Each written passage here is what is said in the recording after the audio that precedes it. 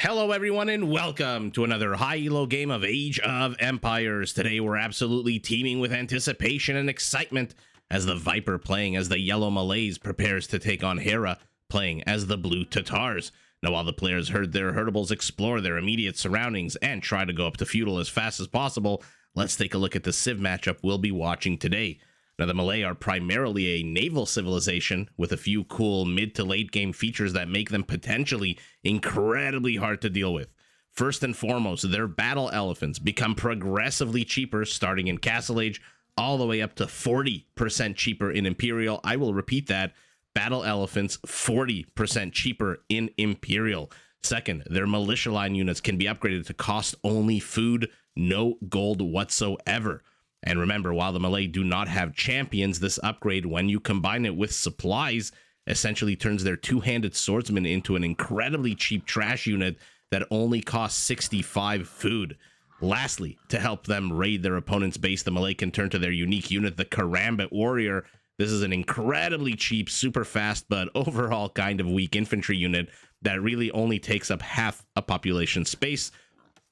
So for example, if you have 20 of them, they will only take 10 population room.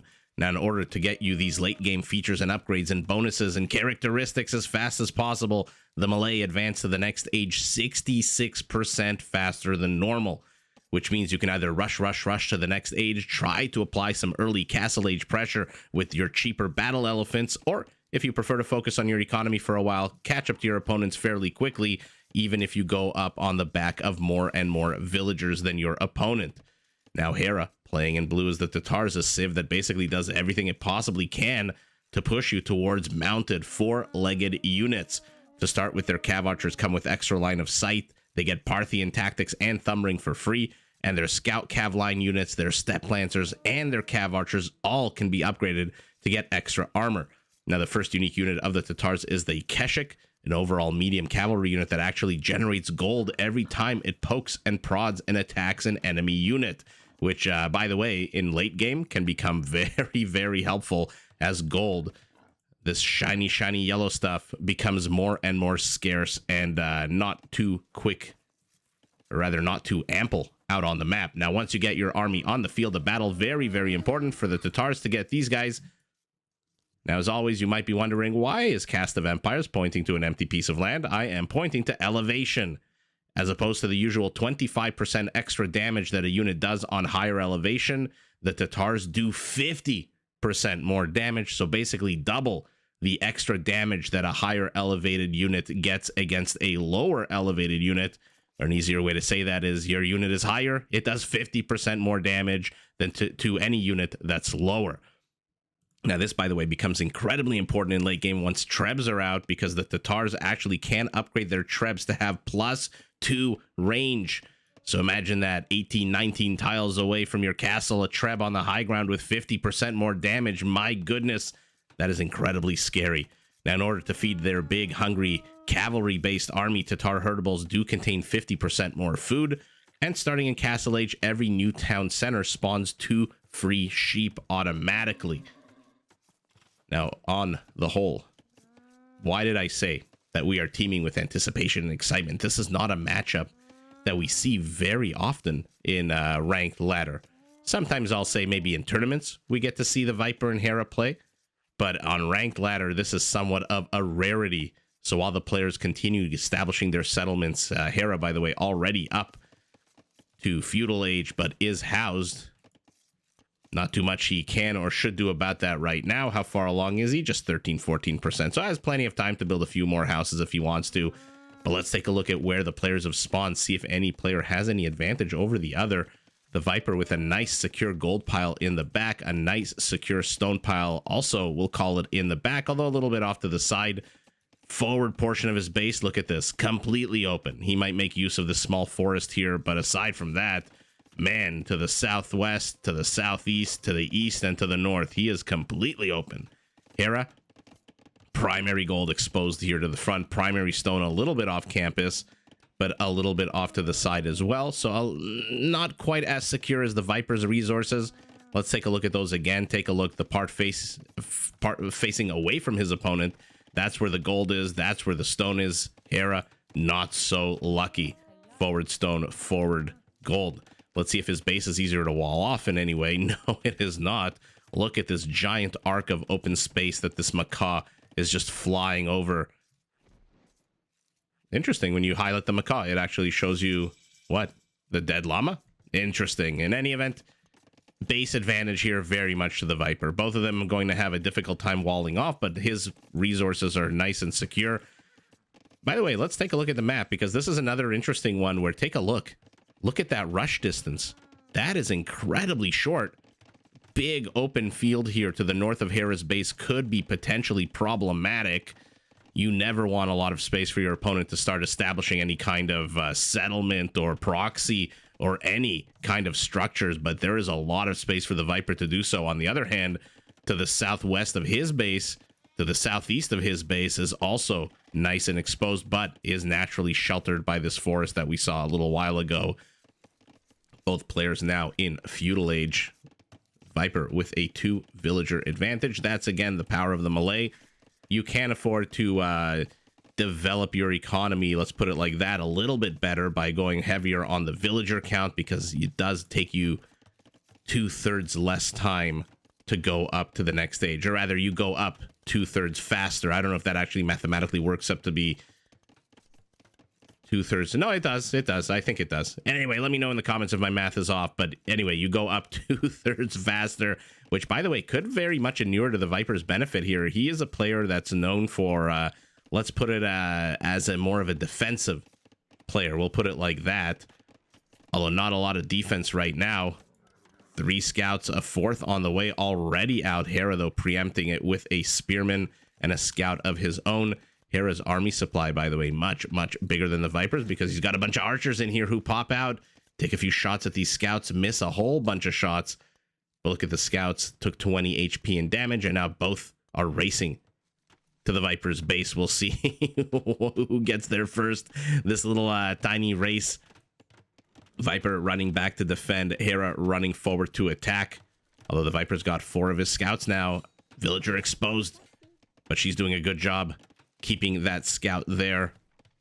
Viper hesitant to engage into this. 1 spearman alone, enough to shoo him away, enough to make his scout cav say, "Scram, old man, spearman's out." We absolutely cannot do anything about this guy, and so the Viper has to run back, has to retreat into the radius of his town center. That, by the way, is not my joke. That is a joke of an awesome subscriber who also found it funny that 1 spearman could shoo away an entire force of cavalry. Just 1 individual unit.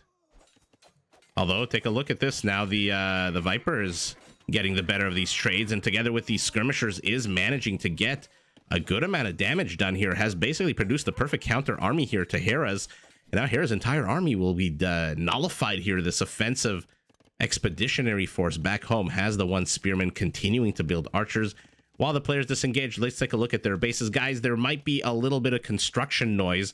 For some reason, right as I'm recording this video, this is when my building decides to, I don't know what the hell it's doing, saw lumber or something like that. So if there's a bit of construction noise in the background, do excuse me. I will try to edit it out in post, as they say in the industry. Or maybe not, I don't know. I think it's called post-production or something like that. In any event, Viper moving forward, if you do hear any kind of sawing or buzzing sound, that is exactly what you're hearing. Stable, blacksmith, archery range up for Hera for the Viper. Blacksmith, archery range, bunch of houses, stable. Malay building's a little bit confusing in terms of what they are. I mean, that to me looks like a house because the archery range is covering the adorable horse butts that are poking out. Okay, Hera managing to shoo this away. Army supply basically identical. Villager supply basically identical. But who here has the better army? I would say the Viper. 7 skirmishers to 7 archers. 2 scout cav to 2 scout cav. If the Viper can nullify Hera's scout cav, he will be able to shred through these archers. On the other hand, if Hera can nullify the Viper scouts, his archers should be able to shred, or rather his scouts should be able to shred these skirmishers in half. Let's see what the players have seen of each other's bases. Hera, of course, has seen everything. Hera, in my opinion, the best early game scouter in the game at the moment. Viper has seen just the outline of his opponent's base, has not seen the wall up, but knows where exactly all 3 piles of gold are. You guys definitely hear that sawing noise in the background, eh? Very annoying. Sorry, guys. If you can't hear it, fantastic. If you can hear it, like I said, then I've done a bad job editing it out, but I think it should be absolutely fine. Hera putting a lot of pressure, doesn't want the Viper to come out on castle and start pumping out those cheaper battle elephants. Let's take a look at resources, by the way. Viper starting to bank food. Hera already basically at castle age. Just needs a little bit more food. And right as I finish that sentence, he gets that food. But he loses a huge chunk of his army. This is what I was talking about, the Viper just having the better composition with more skirmishers. And the Viper now extending the backwards border. Doesn't want to get raided. Hera, though, making a beeline straight towards the back. The Viper not putting on any aggression. Also going up to castle about, what, 40 seconds or so ahead of his opponent. We'll see. Hopefully we get to see some battle elephants. Hopefully we get to see some cav archers and keshiks. Another archery range going down for Hera. That brings him up to a total of 2. The Viper continuing to build this backdrop here. And let's see, again, civilian population, identical. Army supply, basically identical. Hera investing in ranged upgrades, which the Viper, by the way, already has. And that obviously helps his army composition do a little bit better against Hera's. Okay, Hera does take a few projectiles to the face. Immediately disengages. Will he engage with the scout cav? For now, these archers are going to become crossbows. And let's see if they can get any damage done once they do. Viper moving forward with a decent-sized ranged army here. All his army supply is focused to the front. Why?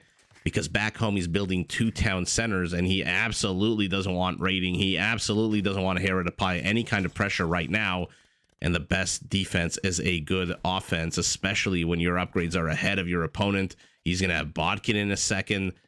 Hera's about 20 seconds away. Villagers running away, but oh, Hera suspects he knows what the Viper is doing, and so is moving back, or rather forward, with a little fighting force of his own. Viper, okay. So far, just killing farms. Will he get his 2 town centers up in time? Only 2 villagers building this one, only 3.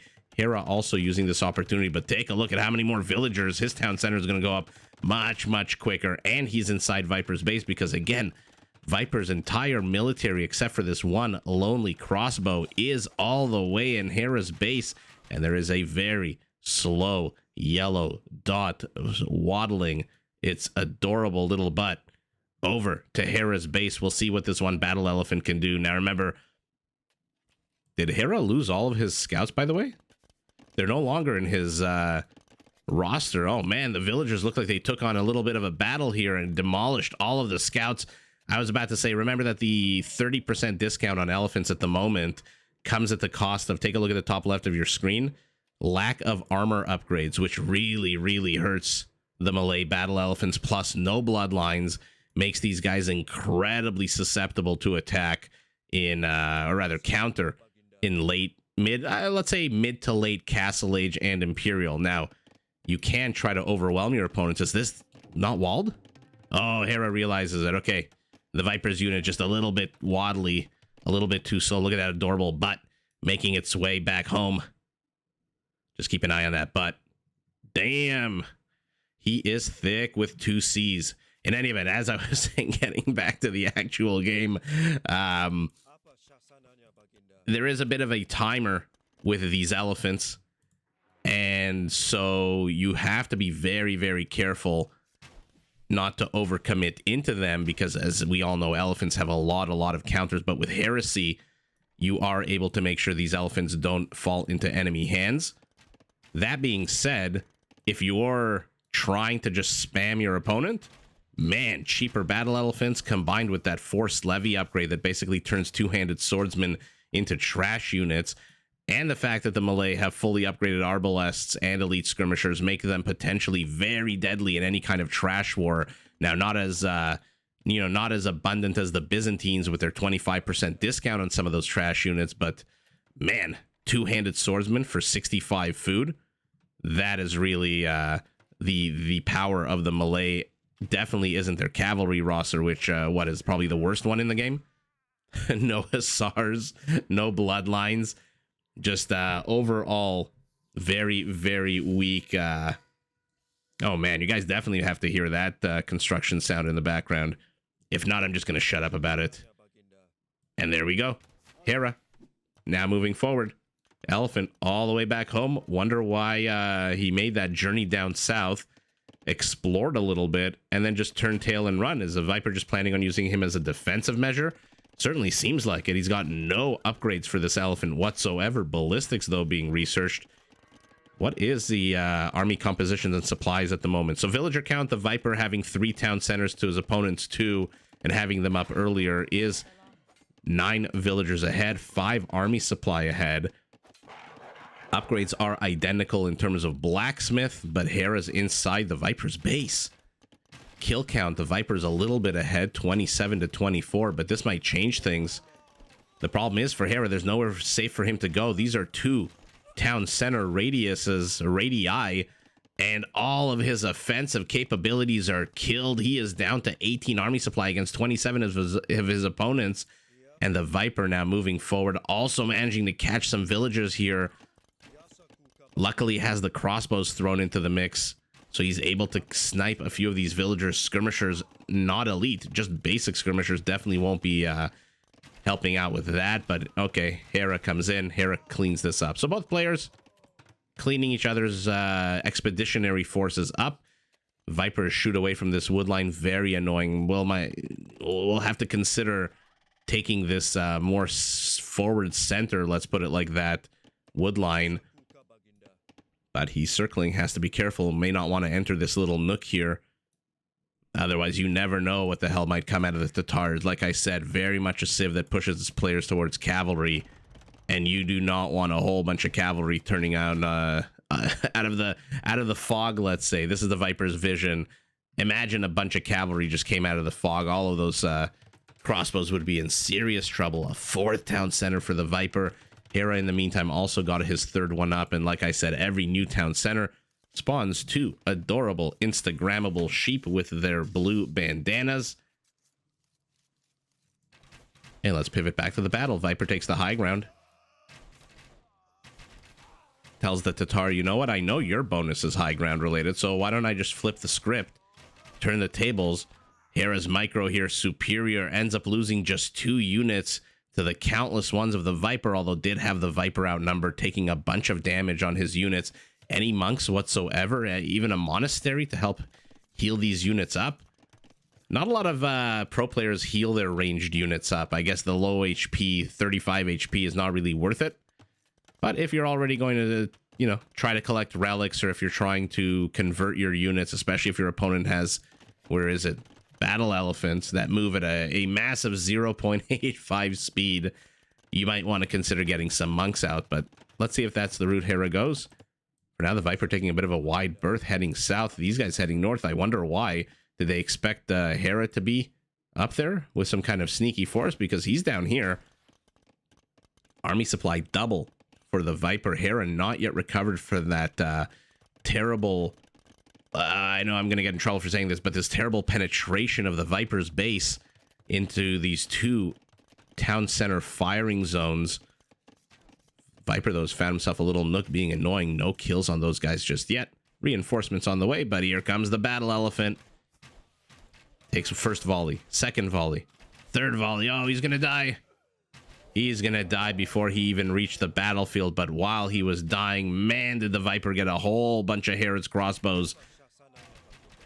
But our Tatars on the high ground. 7 attack now becomes 10.5. And however, look at the Viper trying to distract with this 1 crossbow. And I don't know who came out on top here. 1, 2, 3, 4, 4 or 5 of the Viper's crossbows, but remember, he did lose that elephant. And even with the discount, they're not free. Viper, very aggressive forward castle. Now a siege workshop too. Malay siege, not bad at all. Not amazing, but not bad at all. And there's a monastery. So let's see, while the player's disengaged, what exactly is going on here. 114 villagers for Viper, 103 for Hera. Again, army supplies basically double for the Viper. All of it in crossbows. Hera's army supply, all of it basically in elite skirmishers. Not a bad idea when your opponent is going full, you know, balls to the wall crossbows. Viper needs to get that last defensive armor upgrade that he has in Castle Age. Okay, Hera sacrificing, probably unintentionally, one skirmisher to discover that the Viper has established a forward castle position. Has not discovered this castle yet, though. The Viper preparing a bit of a contain or a surround. Let's see if Hera notices. Let's see if Hera sees, and if so, what he decides to do. For now, he's starting to wall himself off a little bit. I'm not too sure if he's expecting those very slow battle elephants to raid. But his third town center, or at least the third one he built, fourth one already up for him. So both players sitting on 2 town centers. Oh, the Viper's not realizing what's going on here. Oh, loses a bunch of crossbows for nothing. He was busy attacking the town center, but the presence of the mangonel should be enough to shoo Hera away.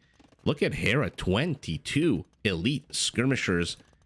Better upgrades than the Viper's crossbows. They are +2/+2 to the +2/+1 of the crossbows of the Viper. But in a second, these are going to be arbalests. Oh, man. Imperial Age arbalests against Castle Age skirmishers. Not exactly the same dynamic as Castle Age crossbows, especially with Bracer and Thumbring going up for being researched for the Viper. Oh, Hera manages to snipe the Viper's monk. Takes a mangonel shot to the face. Didn't kill all of his skirmishers, but look at their HP now. Mango Wars, Mango Wars. Somehow the blue one survived despite taking a shot directly to the face. And here we go. Now Hera's going to be in trouble. Oh, man. Arbalests, a completely different animal than crossbows, especially when you combine chemistry, especially when you get Bracer. Your mangonels from Castle Age don't stand a chance, and Hera is still 1 minute and 15 seconds away from Imperial. The Viper has surrounded him to the northeast, is teefing his contested gold, getting more stone. Center position is fortified now with more archery ranges, and a Treb is out. Oh, things are going from bad to worse here for Hera. I mean, look, not a bad idea to trade out arbalests for elite skirmishers, but you need a lot more numbers than this, and you need to have them healed up. Look at this HP. They're down about 20% of their HP. The Viper, though, down a lot more. Look at that. 560 out of 800, but he has the high ground. Actually, does he? Heras are on a elevation 0.2. Oh, no, now the castles are up here. A third castle for the Viper. Has Hera seen the one to the right? He has now, as it starts sniping his villagers heading for the gold. Oh, no. What an absolute sour way to discover that your opponent has already walled you off. You know, you guys know what I mean. Cordoned you off. 4 villagers die, but nice stone pile here for Hera to start immediately gathering stone. He's got his first castle up as well. There are 2 Keshiks inside. Army supply 20 to the Viper's 32, but 20 of those 18 are in elite skirmishers. The Viper now building 2 more Trebs. Hera investing more into Keshiks at the moment. Although, take a look at the upgrades. Ring Archer armor, chemistry. These are ranged upgrades, so the Keshiks currently have just the +1 defensive armor upgrade. Okay, Hera establishing a bit of a proxy colony here of lumberjacks. Not a lot of resources left out on the map. The one near the Viper. Oh, look at Hera. Was this where the villagers were going? I thought they were going to this gold pile. But it certainly seems like he wanted to build a mining camp over here. You are not going to get rid of trebuchets with elite skirmishers. But that's not going to stop Hera from trying. He knows it's now or never. This is a do or die moment for him. He's got to get at least 1 or 2 of these trebs. I mean, so far doing an okay job. The Viper allowing this Treb to get shelled away. Maybe he thought the villagers would repair it. They are not. Karambits are out for the Viper as well. Each one, again, takes half a population room. They are basically Age of Empires versions of Zerglings, and not surprisingly, yeah. There was a timer the second these Trebs came out. And like I said, he needed to kill 1 or 2, maybe 2. With 2 of them still left, this castle is donezo. He's got 30 stone. Does he still have the villagers here? No, he does not. The Karambits were raiding. Oh my god, there's Karambits everywhere. We'll do a picture-in-picture and show us exactly where the raiding was, but Hera, I think, realizing that he's been backed into a corner, is about to lose this castle. And even though, take a look at the top of our screen, Hera, 145 villagers, 34 army supply to 52. And by the way, not terrible army supply. Again, 30 elite skirmishers basically nullify the Viper's arbalest. He just has to come up with an answer to the Karambits. The problem is, he doesn't have time. The Karambits are here. What was destroyed over here, by the way? Okay, so he was building an outpost, and that's how he sees this little force of Karambits. He sees this little force of Karambits entering his base here. There's Karambits raiding the gold pile to the northeast of his base. And like I said, this forward-facing gold pile being so exposed, Hera has made no effort to wall this off, deciding, you know, it might be better to go and wall off other parts of the map. And so leaves this entire gold pile exposed. One Karambit moving in, double fisting those scimitar swords. I'm sure there's an actual name for them, but will lose his castle. And even though he has got another castle coming up here, this is only 19 villagers. Yeah, the bulk of his civilization is here. 1, 2, 3 town centers. Looks like the 4th one died to the trebuchets. And even though Hera has a decent army supply, even though Hera has a pretty damn good villager count, and even though Hera has some pretty decent resources, with this castle falling, he's basically not going to be able to have any kind of counter to the Karambits. I mean, what does he have? 5 archery ranges, fully upgradable archers, by the way. So he might decide, you know, he might have decided to pump out a few units, but his resources are good. They're not great. So, you know, to go and now upgrade your archers to crossbows, or I think he already had the crossbows, sorry, crossbows to arbalests, or guys, Malay, Tatars don't even get arbalests. Sorry, I meant cav archers to HCAs, heavy cav archers, is just way too expensive, time consuming. And overall, I think it was the right move here by Hera, even though, again, he's got a pretty big settlement. But unfortunately for him, this settlement is literally about to be overrun by the Viper. I mean, take a look at the Viper's economy. 63 villagers on food. He's starting to get squires, plate mail armor. He's starting to transition into infantry. How many barracks does he have? Just the 1 barracks. Okay, so I'm suspecting that had this game continued for a few more minutes, there would be about 5 barracks here that would start pumping out these, 65 food, cheap, forced levy infantry units of the Viper, and then Hera will basically have nothing. Or the Viper with his 3 castles can just start spamming Karambits. They are incredibly cheap, 25 food, 15 gold. So he can basically produce, 11 of them at the moment? And he still has 23 villagers on gold, has taken Hera's contested gold. There's a gold pile here that's being taken, stone over here.